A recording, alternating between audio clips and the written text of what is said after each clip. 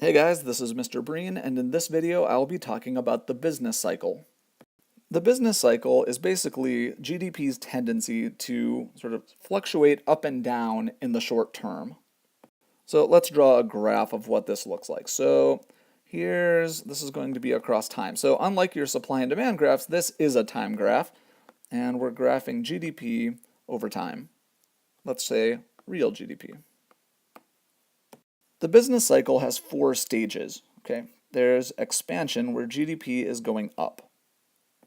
Okay, then there is the peak, it's a little blue dot there, where it reaches the highest point it's going to get in that cycle.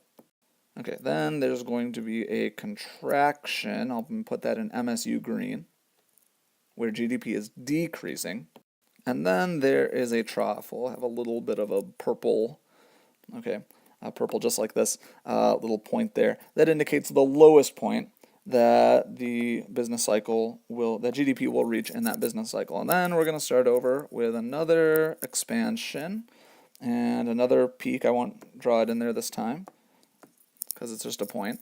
And then a contraction and then an expansion again. And that's the business cycle.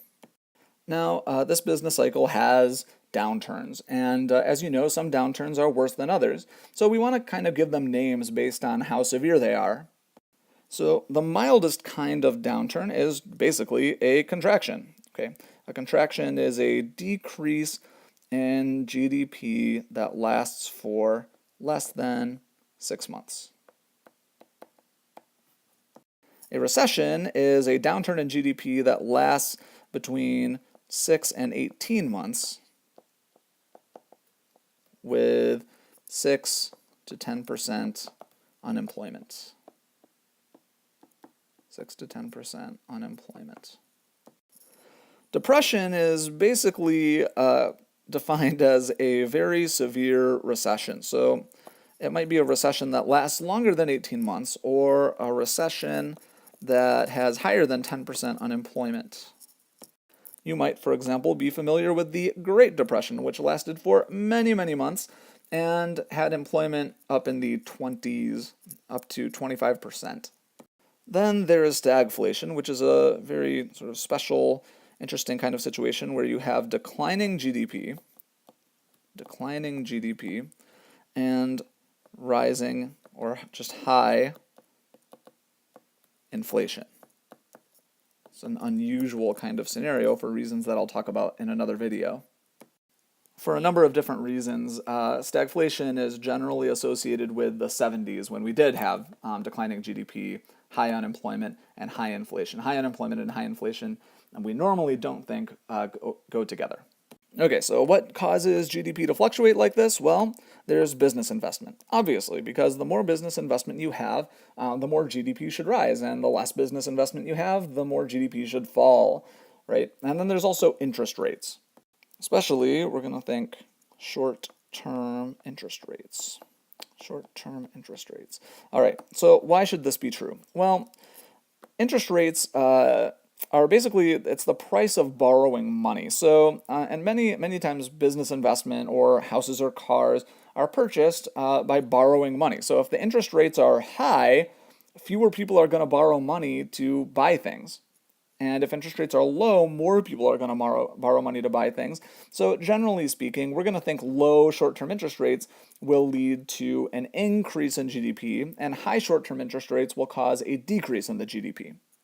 Okay, in the world of the more obvious, supply shocks can also affect the business cycle. So a supply shock is when when something is suddenly,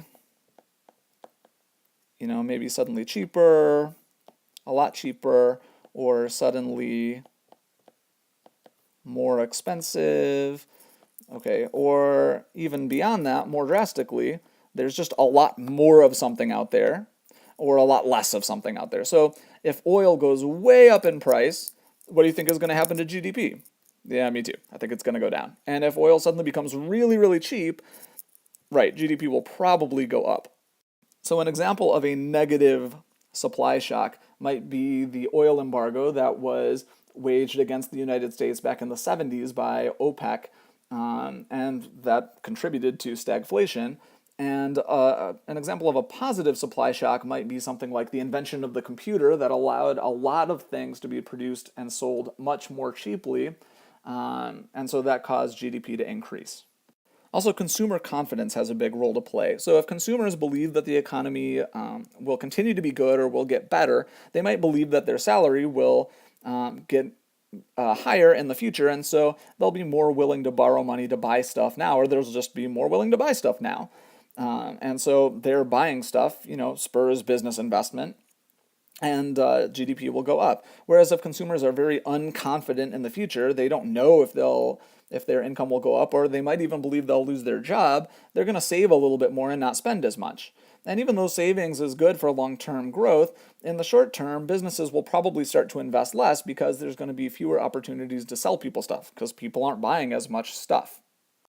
Now, naturally, because there's a lot of money at stake, people are always trying to predict when a business cycle is going to happen. And also because the government would like to try to take steps before it happens to either prevent it from happening or make it less bad, they also want to try to predict when there's going to be a downturn or even when there's going to be an upturn in the business cycle.